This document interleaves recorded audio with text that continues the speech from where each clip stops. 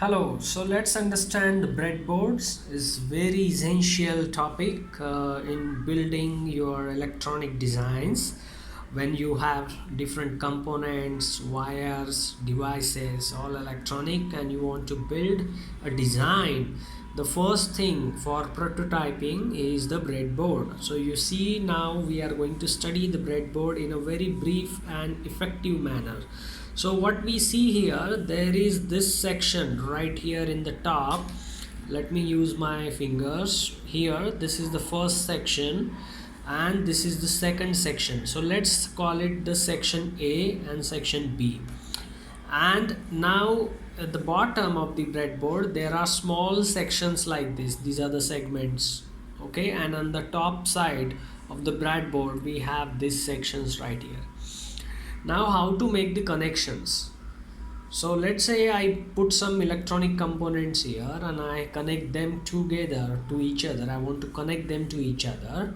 I want to use the breadboard, and before that, to make the connection I need to know what are these rows and columns are. So if we look at part A and part B, these are the rows. These are the rows. Let's say row A, B, C, D, E, F, G, H, I, J.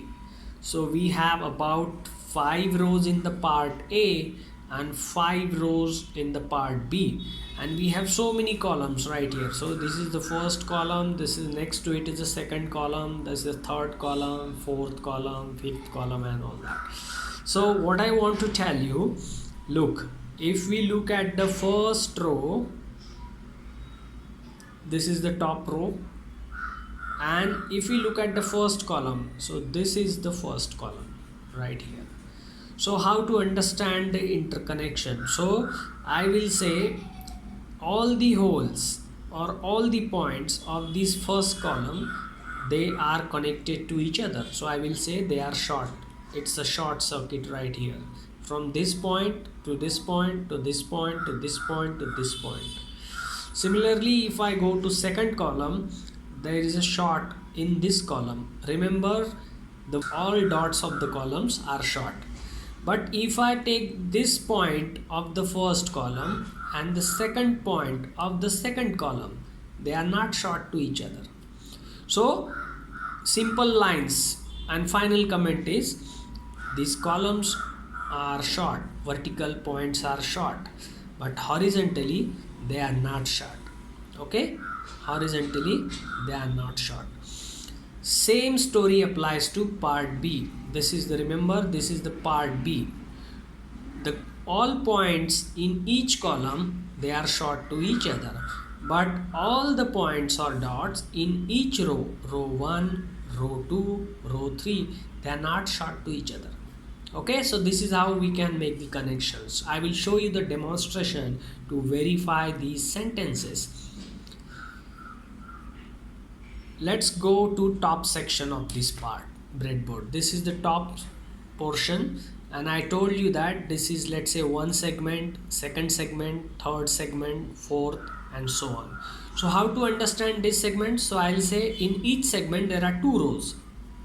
Look, the row number 1, row number 2, that is row 1 and row 2, and in each row these points or dots are short. These points or dots are short in each row, but vertically they are not short. Vertically they are open.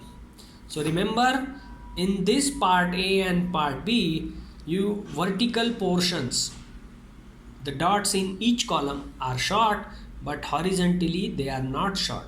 However, in this each segment, in the top portion, all rows are short, but the vertical, they are not short. Horizontals, they are short. Similarly, this segment is not connected to this segment. This segment is not connected to this segment. So each segments are distinct. They are not connected to each other. Similarly, part A and part B are not connected to each other.